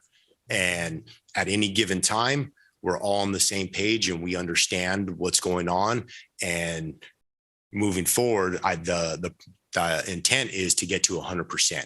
It's also ideally, with some of these systems in place, our goal is to not only do the mandated, but to go above and beyond and do all businesses. Once we have a good foundation of safety in these high occupancy and high risk environments, we want to extend that to everything, because it's our belief in the job that we do. And I'm sure the council feels the same way, is that the citizens have a right, their guests and everybody, to be safe in this community. And that's something we hope to bring to it, to enhance. And with that, if there's any questions, I'll gladly fill them. Thank you very much. Alicia, do we have any public comment? Well, first of all, do we have any public comment here? If you would like to come up to the podium, please. If we need it for the recording, everything is being recorded nowadays.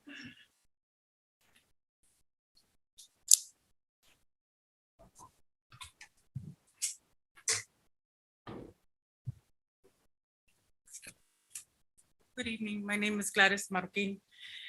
And my question for you, sir, is after the mandate of these fire alarm inspections that will be done to hotels and motels and residential apartments, will this also carry for hospitals and third generation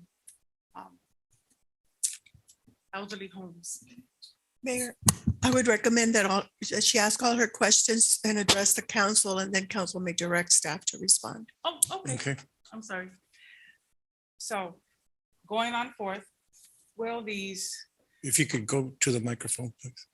Get a little, there you go. Okay. Thank you. going on forth, will these inspections that they have to comply with will be going to nursing homes for the third generation? Because there are multiple people living with special necessities. Also, after they do not comply, will these hotels, motels be shut down? Chief, till they comply. So if I understand the question correctly, you're asking about some of these occupancies are institutional, the health, the hospitals. Those are already under inspection by higher authorities within the state. Locally, some of the daycare facilities, the residential like 3.1s where they're the adult residential health facilities with 6 or less or 5 or less. There's specific regulations on the type of patients they have. And since I've been here, I've already started conducting some of those for those residential daycares that may have adults, ambulatory, non-ambulatory. So to answer the question, yes, there is a plan, and some of that is already happening. Conducting the inspections and bringing some of those up to a higher standard. In terms of businesses that do not want to comply, there is avenues and laws and authorities where they can be shut down. The question becomes, is that will be a discussion to have and for the council to, at what point do we want to shut them down? One thing that has to be, I think, recognized is, as I said, going from nothing to moving forward, there is an educational aspect of it. So my intention moving forward, or even with these residential, is if they're working and they're trying, then we work with them. It's only, I believe, once we have an educational period open to the public and we're working with them hand in hand, that there will probably be very few that do not comply. And then those we would have to take appropriate action on, and that would be with the guidance of the council. Thank you. Yes, could you step up, please?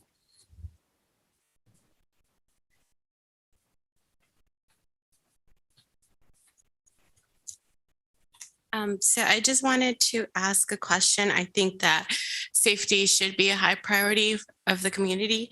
But I was just wondering, in terms of businesses that do not pass the inspections, if a corrective plan of action has been thought out of how it would be implemented. I know that COVID impacted a lot of businesses and they're still recovering from that. And if grant or money would be accessible to the business owners to help them get into compliance, and what are those timeframes that have been thought out? Chief, do you have? Yes, some of those I can answer on, and some of those I will not be able to answer on. In terms of helping the community, one of the things I'm developing is taking the code and printing out educational pamphlets. So anywhere from 6 to 10 page pamphlets with diagrams, so that when we go and we implement this program, we can go to a business and we can hand them a packet that explains where they can find the law, a brief synopsis of what that law is, and pictorial diagrams of how a smoke detector should be placed, how a residential door should be, how a carbon monoxide detector. So everything should be readily understandable. And each station and myself are open to those members that need additional help. We have no problem going out there and helping them and assisting them and explaining it in depth. In terms of the financial impact, we do understand that there is a financial impact at this time, I'm not aware of, that's not to say there's not, but I'm not aware of any specific grant for that. That's something I could research. And Mayor, just additionally on that, and be more specific to your question, is Senate Bill 1205 currently does not include businesses. So like retail businesses, that would not be part of the initial phase or part of Senate Bill 1205. So our hopes would be to come back to council before we started the business part of the inspection and come up with a plan on that. But this plan in itself, doing the ones that Chief Duran has talked about, is this will be a couple-year process to get everyone up to speed. But one thing he has done already also is do informational packets, and those are still being finalized for each specific business or school. Business, but the apartments or multifamily dwellings. He has a checklist and an informational packet that he's been working on also. So that'll be something we vet and then get out to those people. Thank you. Any other members of the public wishing to speak on this item? Step up to the microphone. Evening, Council. Again, my name is Brandon Robichaud. Thank you, Chief, for the presentation. The only recommendation that I would like to give is possibly I've seen, Red Cross go out to residential and want to help with putting out smoke and carbon alarms. So I know this is a main directive of yours. You're ahead of it. This is your baby. This is what you need to do to be the law and be in compliance. But I would love to see, as you go along, if we can get the Red Cross chapter involved and have Red Cross people come out with you if it's possible. I can't address too much on that, but again, to me, it's getting interoperability agencies involved together that can work together to also help educate the Red Cross, to help educate more people on the public, because they're getting the direct information on safety from the guy who's supposed to know everything about the safety. Thank you.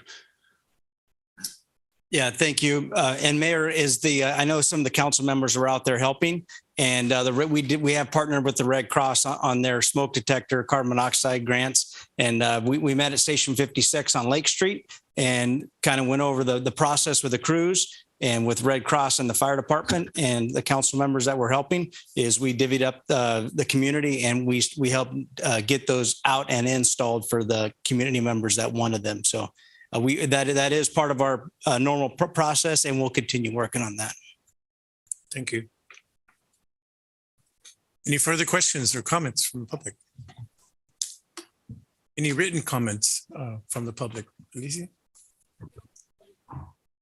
No written public comment, Mayor. Thank you. And no one on Zoom, Mayor. Thank you very much. I'll bring it back to the council for discussion. Unfortunately, I didn't see who was first. Mr. Montes?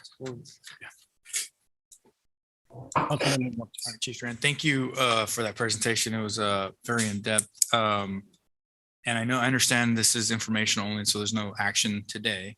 But I just had a couple questions. So we do have, and you mentioned it, we do have a code enforcement program that doesn't do similar or the same thing, but it does something similar and this is for residential rental units. Is that something that we've looked into to kind of piggyback off of those systems? Because there is information systems for data management. There's notification processes that are in place. Same thing with billing systems. And are we looking at a totally separate system, or is it a system kind of piggybacking on what we have? So I think we have Tyler Munis. Yeah, so that would be something that, and I'm just asking the questions, right? I fully understand that you're exploring all these things, but are those things that we've looked at? And if there's efficiencies that we can gain on that program with implementation of yours, I don't know if that's something that we could do to make sure that the proactive rental housing inspection program is up to speed, like it sounds like your program is going to be. Yes, council member. I have looked at a variety of packages. Some of them, all of them are third-party vendors, for lack of a better term. I have looked and am in discussions with Tyler, which is a system that's currently in place. That's one of the reasons why I'm looking at them. But I have also looked at other vendors, and not leaning any which way, but more to bring the best package forward so that the council and everybody can look at it and make the best decision. But to answer the question, yes, I am looking at, and we are currently in discussion about interoperability right now. All right. Yeah, it sounds like you're looking at everything. So, I mean, that, like I said, is very in depth, and I appreciate that.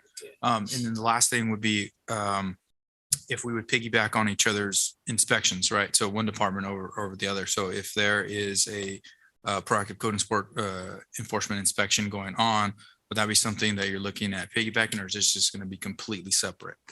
No, I think to be a successful program, one of the key components is that open, free communication, working within interdepartments, the planning, the building, the permits. So ultimately, that is the plan, and to be able to do that so that we don't miscommunicate. And again, somebody maybe get a permit, or somebody's allowed to progress from one side of the house while they're not compliant with another, and that's what we're trying to avoid. So that is something that is very important to the program that we're also implementing. Okay, and then the inspections that you're conducting, that's not something that code enforcement can do in the future, or it has to be fire personnel? The way that health and safety is written is the fire marshal or their directive, and it's generally in the health and safety code. It is directed towards the fire department. There is some overlap with building because of the California building code and the fire code, but this is something that the fire department has responsibility on. All right. Those are my questions. Thank you. Okay, thank you. Thank you. Mayor Pro Tem Mejia. Thank you for the very good explanation of SB 1205. I know that you said that you're developing a schedule of fees, or you're working on that. One thing that I'm concerned about is daycare homes defined as 6 children or fewer. I know that since the start of the pandemic, a lot of thousands of daycare homes have closed throughout the state of California. So I would like for us to consider exploring the possibility of either eliminating or greatly reducing that fee for daycare homes if they are required, if we do decide to require them as part of this program. Understood. Just to clarify, right now, the fee schedule, that's just an example. We are looking at what is comparative for Madera City, the population, the demographics, the fire department, the personnel, and the expected work. Any fee schedule before it gets implemented would have to be brought to council, approved on. And at that point, I believe you guys would have the authority to say, hey, let's waive this, let's change that. And that's the guidance we get from council, and we'll carry forward.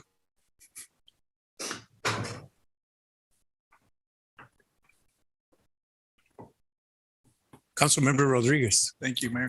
I was just going to touch on that same question, but I think you answered it regarding the, once you get those numbers crunched in, and I think bring that back to us, and we can kind of see what that, if it's going to be comparable to those 2 areas that you had presented. So 400 of these units, or 400 of these buildings have not done that require the annual inspection, right? These you labeled in your summary, you had about 400 buildings that require an annual inspection, correct? And these are the buildings labeled as schools, apartments, hotels, and lodging houses, right? Now, aside from that, you also mentioned that there's 1,700 other types of inspections that you do, not including these units, correct? Correct. So when you factor in your fee schedule, you'll be factoring in with all of these components together, the 400 and the 1,700, or you be developing only on the 400 that you'll be doing annually?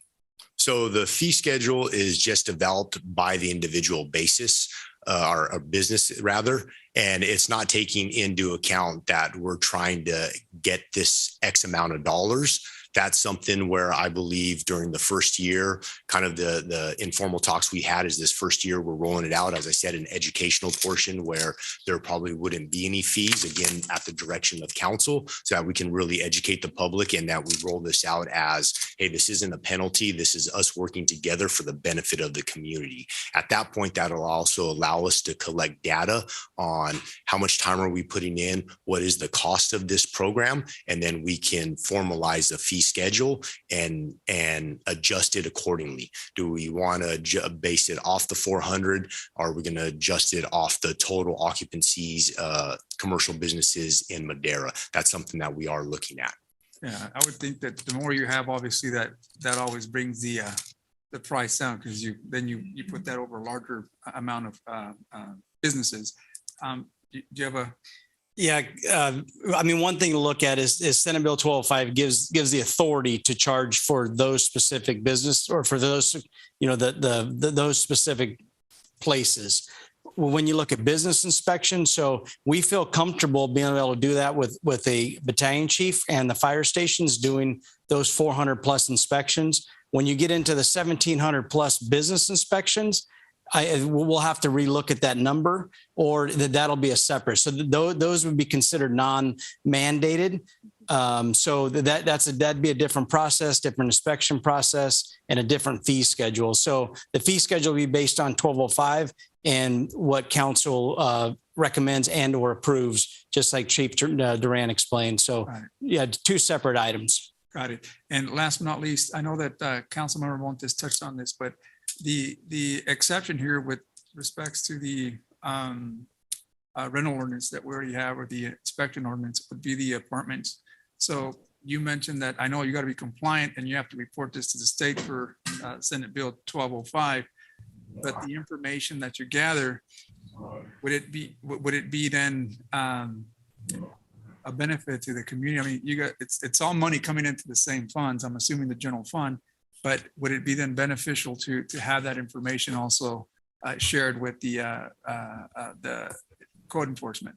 And I say that because that's the only thing I think with the rental inspection ordinance that really that has some type of merit when it comes to the inspections. Everything else, I think that's all different buildings that you guys have to take care of and report on. But these particular rentals, anywhere from 3 to 4 units, that also falls into the code enforcement task, correct? So I think those two can certainly share information as to, what other inspections and what needs to be corrected is what I'm getting at. Yes, exactly. And I'm glad Councilman Montes brought that up. I mean, he's got a lot of historical knowledge in the city. He's got a great experiences in code enforcement, and we'll definitely partner with code enforcement. That is one of the reasons at Tyler Munis may be more beneficial than any other program, is all the city departments can look at that. They can access those files. And as Chief Duran explained, if there's something triggered in code enforcement, when the fire department goes in to do their portion of the inspection, they already have that base knowledge. And if they're not in compliance with code enforcement, not in compliance with the fire department, Senate Bill 1205, if they go to the planning department for a new license or to change occupancy, then it'll be in there and be flagged. So all those in totality, it'll help the city become safer and safer for the residents. Yeah, and I get the fact that these have to be reported separately because it's part of the state mandate. But I think the overlapping piece, that if you share that information with code enforcement, I think you can factor that into your total cost when it comes to possibly going out there, not having the same person out going, doing the same thing, doing the same inspections when you have something out here that's already there flagged for you. And it may be a fire hazard or something that the actual bill requires you to inspect on. So that was my comment there. Correct. Yeah, that'll be part of that fee schedule. It gets presented to council. Awesome. Thank you. So any further comments or questions? This is an update on our efforts to become compliant, and there's action required. Is that correct? No, my understanding, this is just informational. Okay. Well, thank you very much for that report. Very, very, very informational. I just have one comment real quickly. When I replaced my roof, In order to get the permit, I had to have a smoke detector installed. Correct. That's basically how important and how much the state's coming down because of its importance at any time you get work done and they can improve safety for fire, they're taking the opportunity to do it and implement it. Yeah, I thought that was pretty interesting and it's actually really good idea. Well, thank you very much. Thank you for the opportunity. All right. Thank you. Thank you.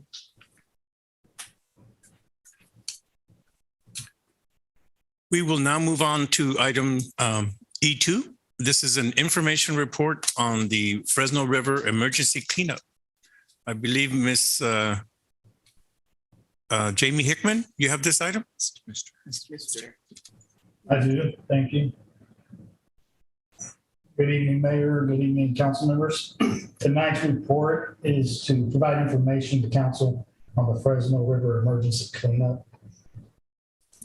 On Tuesday, May 17, 2022, a fire started behind the Lowe's on the north side of the Fresno River.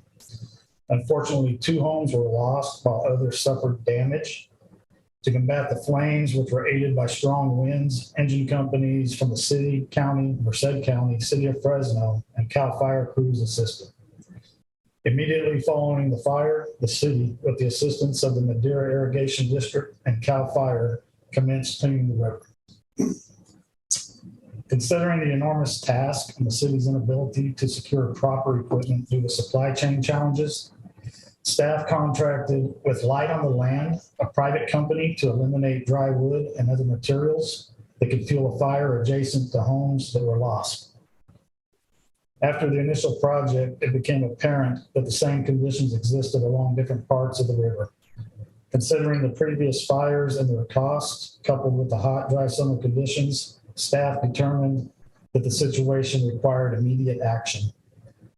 In addition to removing dry brush, which provides fuel for fires, an effort was also made to remove trash and debris, including numerous illegal structures throughout the river. Light on the Land deployed 2 masticators, one of which was attached to a skid steer and the other was an excavator, both of which were on tracks. It is noted that the city only has a skid steer on tracks, but does not possess a masticator.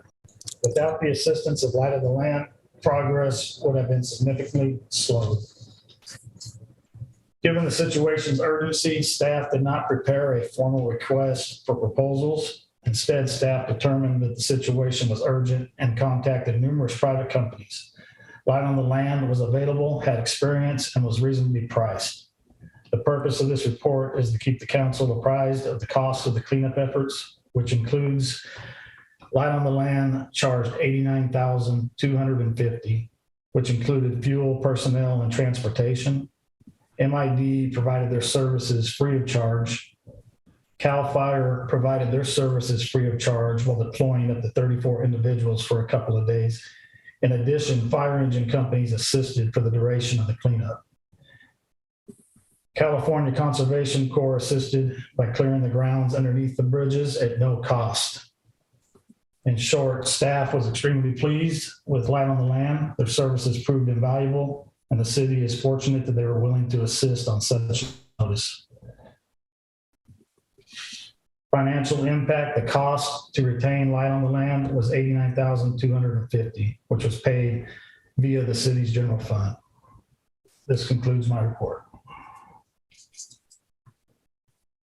Thank you very much. Are there any members of the public wishing to ask questions regarding this item? Alicia, do we have any written comments on this item? We do not, Mayor. And no one on Zoom. Thank you very much. I'm going to close public comment and bring it back to council for questions and our discussion. This is an informational item only. Councilmember Montes. I just want to say all the catalyst for everything that happened down there was very tragic and sad and wish it didn't happen. But I'm glad that we did take the actions that we did. And the only thing that I would add is if there's any future recommendations. I mean, I know we had been being proactive about it. I know PD was hearing from me, fire as well. But if there's any other recommendations, we'd appreciate, just keeping the council informed and updated. But thank you for all the actions that you've taken.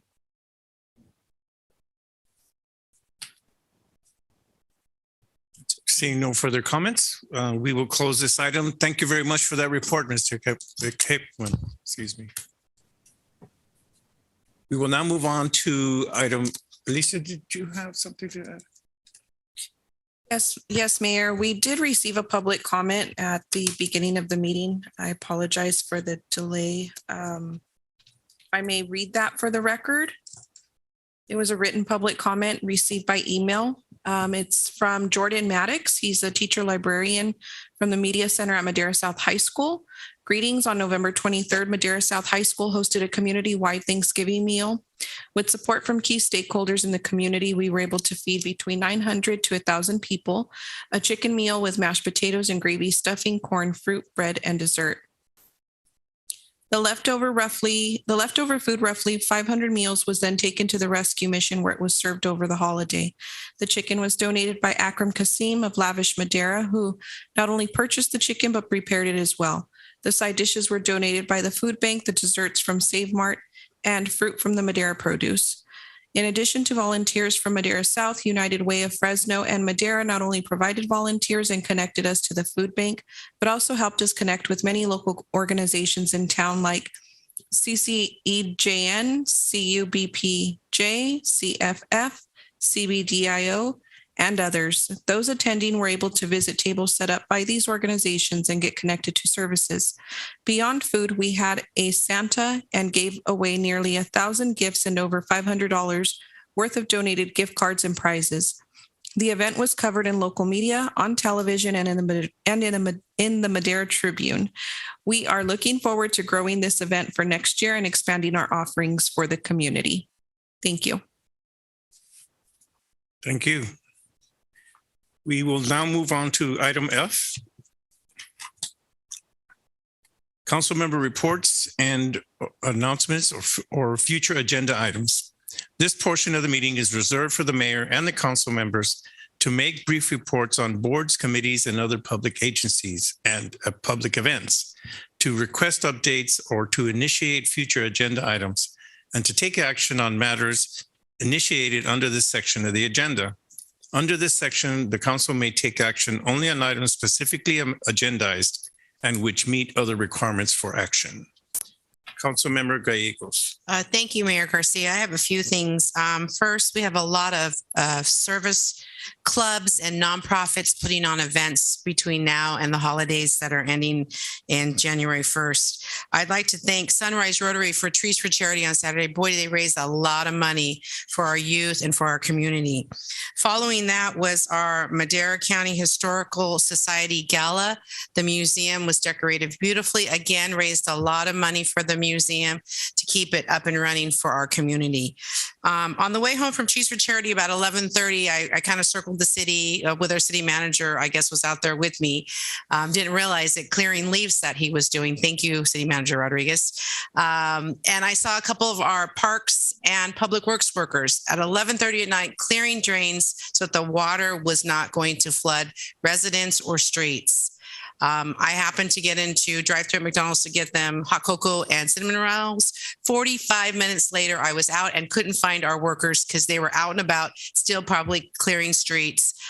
So Jamie and Hector out there, and Joe, if you could let your staff know that we totally appreciate that in this community, that they were out there working hard to make sure that our streets were clear. We got so much water. We're blessed for that. And I know we're not done. We're going to get some more. So tell them to keep their boots handy because they'll be needing them pretty soon. Thank you, Mayor. Councilmember Rodriguez. Thank you, Mayor. First of all, I wanted to recognize and a shout out to one of your colleagues here, Mayor, letter carrier Javier Alcala, that has put out 38 years as a letter carrier for the U.S. Post Office. And I know that he retired a couple of weeks back, but he delivered a lot of mail to my office and maybe a lot of folks around here. So if anyone knows him, just let him know that we give him a shout out. 38 years, that's a long time. So also I wanted to, again, I don't know if I should congratulate you, but Chief Watson, again, I hope best for you on your new venture, 30 years. Thank you again for all the service that you've done. I do want to request that people continue to take the precautionary measures for the COVID-19. I contracted it maybe a week before Thanksgiving, and I'll tell you, just about this week, I started feeling a lot better. It's out there. So if you're not taking measures, if you do get it, just, stay home, isolate yourself so you don't spread it anymore, and take the measures that are out there. Last but not least, I do want to thank our law enforcement. I know they always keep us safe. So I thank you, Chief, Commander, and Officer Powell. Thank you guys for just keeping us safe here in our city. So with that, those are my comments, Mr. Mayor. Okay, thank you. Commissioner, that's Housing Authority. Councilmember Montes. Okay. Thank you, Mayor. I also would like to thank everybody for all the events that they're putting on. I think it was the evening lines that put on the parade, and thank you for staff. I know it was nice and soggy and cold, but it was fun. I had a lot of fun. Our city manager had a lot of fun too. I think that's where you started losing your voice. All right. Yeah. And then all the organizations that are putting on these fun events. Thank you to the Madera Police Officers Association. I think that's where the mayor officially lost his voice, all the singing that he was doing. Or the manager, my apologies. The manager. Promoted. Yeah. The manager lost his voice. The mayor probably too. He's singing there too, right? Last thing I would want to advise of is the food bank is having their final food drive. What day is that? The 21st? No. The 17th? The 17th? Saturday, the 17th. So volunteers are always needed. It's a good event to get out and give back to the community. So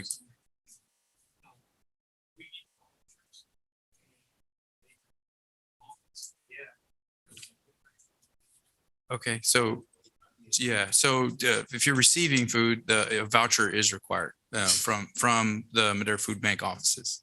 Okay, and like say again, Chief Watson, happy for you, but sad to see you go. But you have fun in your retirement, and that's it for me. Councilmember Evans. Thank you very much. First, congratulations to all of the council.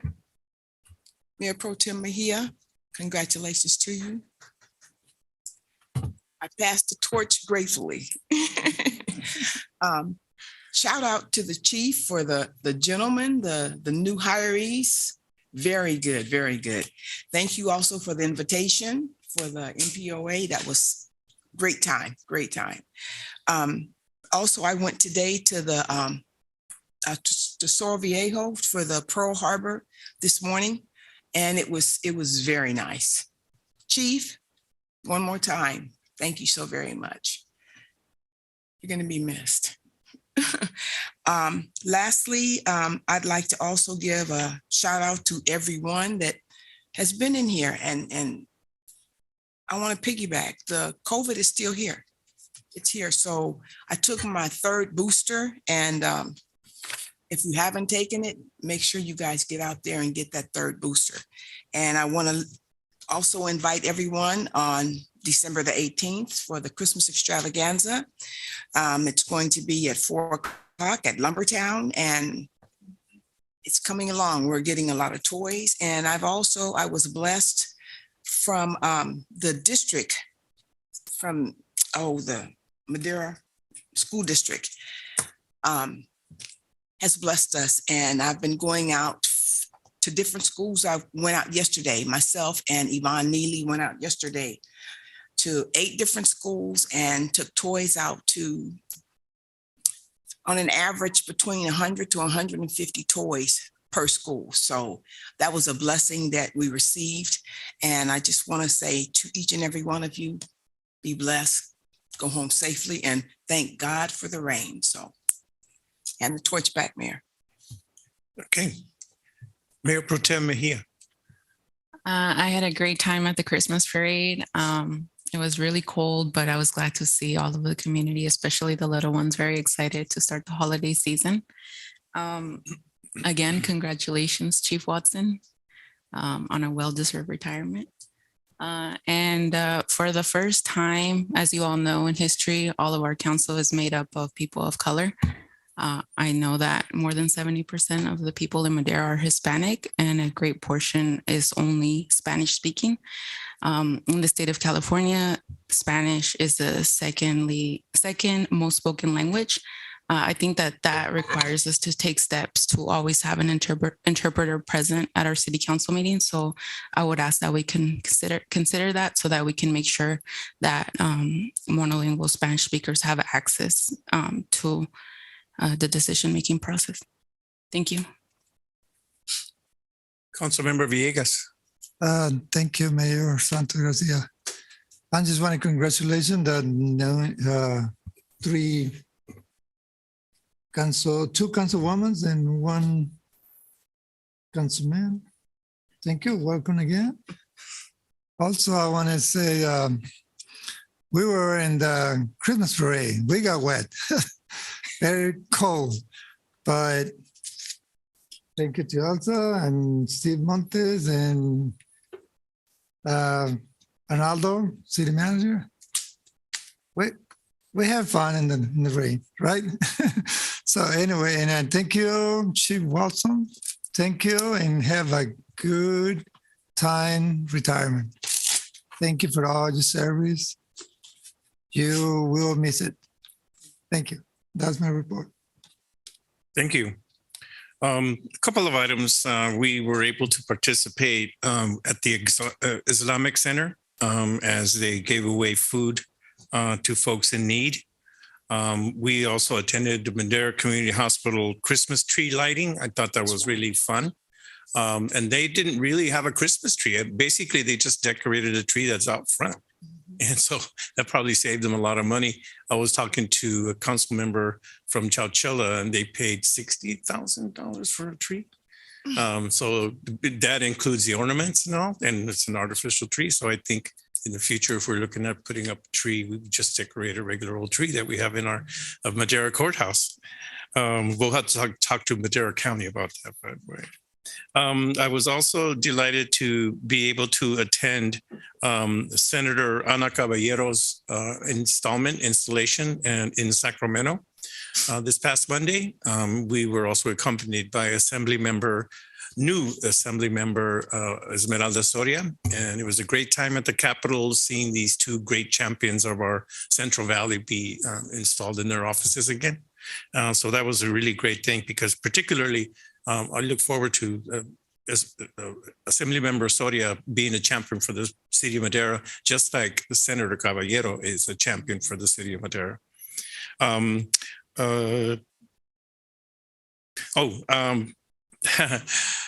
The Madera Police Officers Association had their Christmas party, and it was really, really good. It was really good meeting new hires to the force, people who are going to be joining our force, talking to others who we've known for quite a while, also thanking them for their service. A great time was had by all. My wife got a prize, a raffle. We had a raffle, and my wife won one of them. She wouldn't give it back. I told her to give it back, but she says, no, I'm keeping this one. It was a wreath saying, support the blue. So that was a really good time. And thank you, Chief, for your hospitality. You and, thank you very much for your hospitality that night. It was a really good night. I want to wish everybody happy holidays. We have many different faiths in our community, and they all celebrate in their own ways. And so I want to wish everyone happy holidays as we move forward. Happy New Year as it comes around. And we are blessed as a council to have excellent staff who are doing the work, the hard work that needs to be done to keep our city solvent and safe. And so Arnaldo, you and all of your staff, thank you very much for all the work that you do.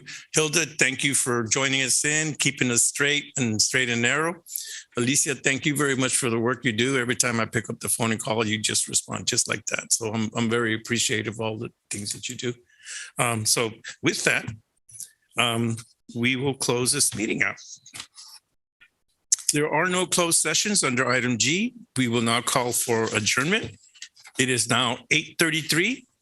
And I want to thank everyone for attending. Our next meeting dates are Wednesday, December 21st of this year, and January 18th of 2023. Thank you very much, and you have a good night.